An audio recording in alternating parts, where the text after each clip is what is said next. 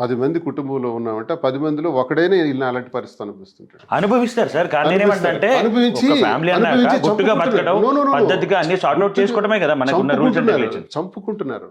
స్థితి ఎంతమంది చంపుకుంటున్నారు? నేను చూస్తున్నాను నిమిషానికి ఒకటి దేశంలో ఇప్పుడు చూస్తున్నాం కదా. ఇప్పుడు మీరు ఇది ఇంటర్వ్యూ పూర్తయిలో మరొకటి వస్తుంది సోషల్ మీడియాలో వస్తూనే ఉన్నాయి. చంపుకోవడాలు, ఆత్మహత్యలు చేసుకోవటాలు, ఇవన్నీ ఎందుకు జరుగుతుంది సార్? ఇవి రీసెంట్ గా వస్తున్నాయి, 5-6 నెలల నుంచి.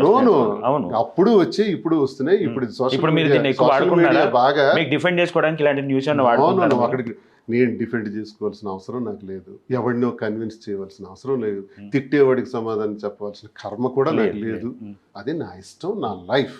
నేను ప్రజలకు చెప్పాను, ప్రజలు కన్విన్స్ అయ్యారు. చూడండి, 10 కోట్ల మంది ఆంధ్ర ప్రజలు, ఆంధ్ర తెలంగాణ కలిపి, ఇందులో ట్రోలర్స్ అంతా కలిపి మహా అయితే వేలల్లో ఉంటారు.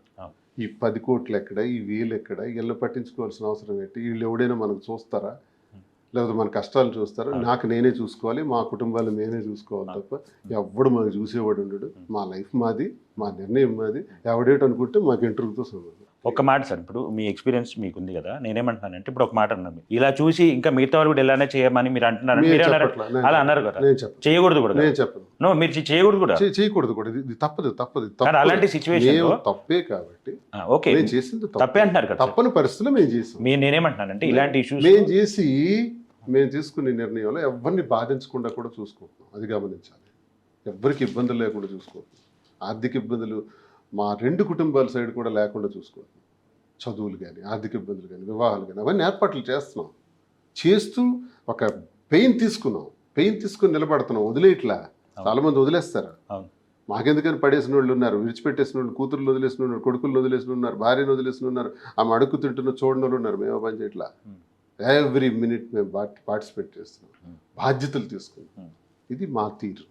ఇష్టం ఉంటే ఆమె ఫాలో అవ్వండి, లేదా మానేయండి, మాకేం పోయింది, మాకేం సంబంధం. ఇప్పుడు మీరు 28 years ట్రై చేశారు, బట్ అవ్వలేదని అంటున్నారు కదా. మీలాగా ఒక నెక్స్ట్ ఎవరైనా యంగ్ జనరేషన్లో కానీ ప్రతి ఇంట్లో సమస్య ఉన్న వాళ్ళకి మీరు ఏం సజెషన్ ఇస్తారు? ప్రతి ఇంట్లో కూడా ఉంటాయి సార్, ఉండకుండా ఉండవు సార్. ఒకవేళ ఉండలేదు అని చెప్తే అది అబద్ధం. ఉంటుంది సార్. ఇలా బయటపడకుండా దాన్ని ఎలా సార్ట్అవుట్ చేసుకుంటే మంచిదని మీ ఉద్దేశం? ఒకళ్ళు తగ్గాలి. భార్యాభర్తల్లో ఏంటంటే భర్త అయినా తగ్గాలి, భార్య అయినా తగ్గాలి. తగ్గి కొంత సమస్యను పరిష్కరించుకోవడానికి ప్రయత్నించాలి తప్ప ఇద్దరూ ఫైట్ చేసుకుంటే ఇలాగే ఉంటుంది. ఇలాగే మారిపోతుంటాయి. 4 walls మధ్య డెసిషన్ చేసుకోవాలి. రహస్యం ఉండాలి. రహస్యం బట్టబయలైతే ఎవరు ఏం చేయలేరు. పోతాం అక్కడ. అది కాకుండా చూసుకోవాలంటారు. రహస్యం మెయిన్ పాయింట్. అది 4 walls దాటి రాదు. అదే సార్, ఎన్నున్నా సరే ఇంట్లో ఒకసారి రహస్యం బయటకు వచ్చింది అనుకోండి, అందరూ ఓపెన్ అయిపోయింది. ఓల్డ్ ఏజ్ పాలిటిక్స్కి న్యూ ఏజ్ ఇప్పుడున్న మోడర్న్ పాలిటిక్స్లో మీకేం డిఫరెన్స్ అనిపిస్తుంది? ఒక పొలిటీషియన్గా మీరు చెప్పండి. పూర్వం రాజకీయాలు, నేను చిన్నప్పుడు ఇంటికి లెటర్ రాసి నాకు మనీ ఆర్డర్ పంపించండి అనే రోజుల నుంచి, అంటే మా ఫాదర్కి మెసేజ్ మదర్కి ఇవ్వాలంటే 4 days పట్టేది. నేను కాకినాడ చదువుకునే రోజుల్లో. ఇప్పుడు కావాలంటే 1 second నేను మెసేజ్ పెడితే వెంటనే ఫోన్పే చేస్తారు ఫాదర్ గారు, మదర్ గారు. ఆ రోజుల్లో మాకు 3 days వెళ్ళేది లెటర్. మళ్ళీ ఎంఓ రావడానికి మరో 3 days పట్టేది. నాకు అమౌంట్ రావాలంటే నేను చదువుకున్న రోజులు 6 days పట్టేది. అప్పుడు ఆ రోజుల్లో నుంచి ఈ రోజులకి నేను మధ్యస్థంగా చూసిన అనుభవంతో నేను చెప్పాను. ఈ పీరియడ్ అంతా మీరు ట్రావెల్ అయ్యారు. పూర్వ రాజకీయాలు ఎలా ఉండేవంటే ఒక నాయకుడికి ఒక గౌరవం ఉండేది, ఒక రెస్పెక్ట్. ఆ నాయకుడికి కూడా ప్రజల పట్ల ఒక భక్తిభావం ఉండేది. ప్రాంతాల పట్ల ఎలాగైనా అభివృద్ధి చెయ్యాలి, నేను ఏదో ఒకటి చేయాలని ఒక తపన ఉండేది నాయకుడికి కూడా. ఇప్పుడు నాయకుల్లోనూ లోపాలు ఉన్నాయి, ప్రజల్లోనూ లోపాలు ఉన్నాయి. ప్రజల్లో ఎలా వచ్చిందంటే, ఇప్పుడు ఒక నాయకుడు ఒక ఊరికి వస్తే, పూర్వం రోజుల్లో మా చిన్నప్పుడు ఆ ఊరు ప్రజలు ఏం అడిగేవారంటే, ఆయన్ని ఓ మర్రి చెట్టు కిందనో ఎక్కడో కూర్చోబెట్టి, ఓ చైరేసి కూర్చోబెట్టి ప్రజలందరూ కూర్చొని మా ఊరికి ఏమి ఇస్తారయ్యా అని అడిగేవారు. బడి లేదు, విద్యుత్ దీపాలు లేవు, లేదా డ్రైనేజెస్ లేవు, లేదా దేవాలయం లేదు, ఇలాంటివి అడిగేవారు. ఆసుపత్రి లేదు అని అడిగేవారు. ఇప్పుడు ప్రజల తీరు ఎలా ఉందంటే, మా ఊరికి ఏమి ఇస్తావు కాదు, నాకేమిస్తావు అని ఎవరు అడుగుతాడు? భర్త అడుగుతాడు, భార్య అడుగుతుంది, పిల్లలు అడుగుతారు. అంటే ఇంట్లో ఎంతమంది ఉంటారు? 3 నుంచి 4 ఉంటారు. ఈ 4 నాకేమిస్తావు మారిపోయింది. అంటే ఇంత డ్రాస్టిక్ చేంజ్ వచ్చేసింది. మాకేమిస్తావు, మా ఊరికి ఏమిస్తావు నుంచి నాకేమిస్తావు అని నాయకుడిని అడుగుతున్నారు. అంటే అతను 4 కలిపి సమానంగా ఓటుకి డబ్బులు ఇవ్వాలి. అక్కడే పోయింది, అక్కడే విలువలు పోయినాయి. విలువలు పోయి ఆయన ఏం అంటే చేస్తాడు? డబ్బు రాజకీయాలు ఈ మధ్య కాలంలోనే వచ్చాయంటారా? అంతే. అంటే రాను రాను అంతకుముందు తక్కువ ఉండేది. అప్పుడు ఎలా ఉండేదంటే నా చిన్నప్పుడు నాయకులు అలా వచ్చేవారు. 10 పంచాయతీలకి 5 పంచాయతీలకు ఒక లీడర్ ఉండేవారు. ఒక 10-15 గ్రామాలకు ఒక లీడర్ ఉండేవాడు. మండలానికి ఒక లీడర్ ఉండేవారు. లీడర్స్ అందరూ కలిపి ఒక 50 మంది ఉండేవారు. 50 మందితో ఎమ్మెల్యే అభ్యర్థి మాట్లాడేవాడు, ఎంపీ అభ్యర్థి మాట్లాడేవాడు. ఈ 50 మంది రాజకీయం చూసుకునేవారు. ఇప్పుడు ఇంటికి ఒకటి తయారైనాడు అంటున్నాం కదా. మండలానికి 50,000 ఓట్లు ఉంటే, 40-50,000 ఓట్లు ఉంటే, ఈ 40-50,000 మందిని కలాలండి.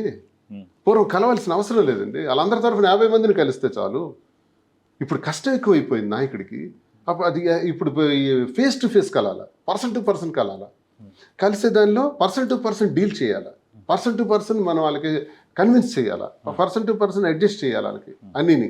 మీరు చేశారు అడ్జస్ట్మెంట్? ఎవడైనా చేయాల్సింది. నేనేవాడిని. మీరు ఎలక్షన్ లో పోటీ చేసినప్పుడు ఎవడైనా భారతదేశంలో చెయ్యాల్సిందే, ఇది నగ్న సత్యం. ఆఫ్టర్ ఆల్ దువ్వాడ శ్రీనివాస్ ఎంత ఎవడైనా చేయాల్సిందే. చేయకుండా గెలిచినోడు ఎవడు చూపించండి ఒకసారి. సో మీరు కూడా మీరు ఎలక్షన్ లో పోటీ చేసినప్పుడు డబ్బులు పంచారా? ఇండివిజువల్ గా డీల్ చేయాల్సిందే ప్రతి వాటర్ని. నేను చేశాను. దీనికి పెద్ద విచిత్రం ఏంటి, ఇండివిజువల్ గా రికార్డ్ అవుతుంది. అవును, తప్పే ఉంది. ఈ మొహమాటం లేదా? నాకేం మొహమాట జరుగుతుంది. అలాగా సార్ జరుగుతుంది. మీరు దువ్వాడ శ్రీనివాస్ పంచినట్టుగా చెప్పట్లా, ఒక పార్టీ రిప్రజెంటేటివ్ గా పంచినట్టు చెప్తున్నారు. ఎవడైనా సరే డబ్బులు వ్యవహారం కానీ, వాగ్దానం వ్యవహారం కానీ, లేకపోతే కన్విన్స్ చేసే వ్యవహారం కానీ ఫేస్ టు ఫేస్ చేయాలంటున్నాను. సరే, అది మీరు ఫేస్ టు ఫేస్ చేయాలి. డబ్బులు ఇవ్వాలండి. అవదండి, మారదా? అవదు. సిచ్యువేషన్ మారదంటారా? ఎక్కువ అవుతుంది, ఇంకా పెరుగుతుంది పెరుగుతుంది పెరుగుతుంది. ఒక ఊరికి ఇంత ఇస్తే సరిపోయేది, అప్పుడు బూత్కి ఇంత ఇస్తే సరిపోయేది. అచ్చా, సో మొత్తానికి ఎప్పటి నుంచైనా ఇవ్వాల్సిందే అంటారు.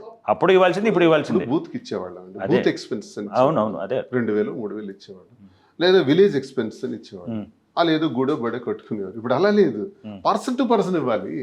అది అలా. సో ఒకప్పుడు వాళ్ళకి కంబైన్డ్ గా ఊరికో డెవలప్మెంట్ లాంటిది చేయాల్సి అప్పుడు జరిగింది. అందుకే నేను అంటున్నాను, మాకేమి ఇస్తారు అన్న దగ్గర నుంచి నాకేమి ఇస్తారు అన్న వరకు ఇప్పుడు వచ్చాము అంటున్నాను. ఒక్క మాటలో చెప్పాలి. అర్థమైంది. అక్కడ అభ్యర్థి ఏమవుతున్నాడు, నేను కొన్నాను కదా, నేను ఎందుకు అభివృద్ధి చేయాలి, నాకేంటి అవసరం, మళ్ళీ ఎలక్షన్ వస్తే కొంటాను.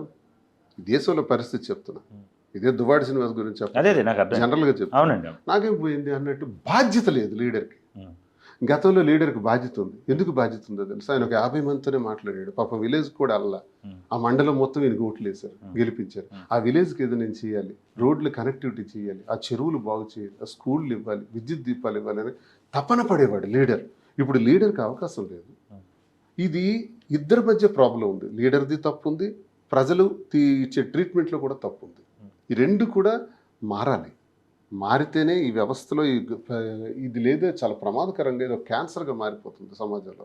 యూత్ ఇది ఆలోచించాలి మెయిన్గా. ఇంకా మేము ఉన్న పరిస్థితిని నేను చెప్పడం వరకు దీన్ని ఎలా ముందుకెళ్ళాలి అంటే మార్గాలు కనిపించట్లా. ఇది ఇలాగే చెప్తాం, మళ్ళీ ఎన్నికలకి ఎవడు చేయాల్సింది పని ఆడు చేస్తూనే ఉంటాడు. ఇది నగ్న సత్యం, ఇది ఓపెన్, అందరికీ తెలుసు, ఎలక్షన్ కమిషన్కి తెలుసు. కాబట్టి ఎలక్షన్ కమిషన్ 5 లక్షల నుంచి 50 లక్షలకు పెంచినారు మినిమం ఎక్స్పెన్సెస్. దేనికి పెంచారు, అవసరం ఏంటి? అసలు 50 లక్షలు నేను ఎందుకు పెట్టాలి ఎమ్మెల్యే అభ్యర్థికి? తప్పు కదా. ₹1,00,00,000 ఎంపీ అభ్యర్థికి ఎందుకు పెట్టాలి? ఏం అవసరం? నిజంగా డబ్బులు ఖర్చు పెట్టాల్సిన అవసరం ఉందా? ఉంది అని ఎలక్షన్ కమిషనే చెప్తుంది. ఏం చేస్తాం? చిన్న తప్పు చెప్తుంది, చిన్న నేరం చేయని చెప్తుంది, మనం పెద్ద నేరం చేస్తాం. రూపాయి నేరం ఒప్పుకుంటాను, నేను ₹100 నేరం చేస్తాను, ఓట్లు కొంటా.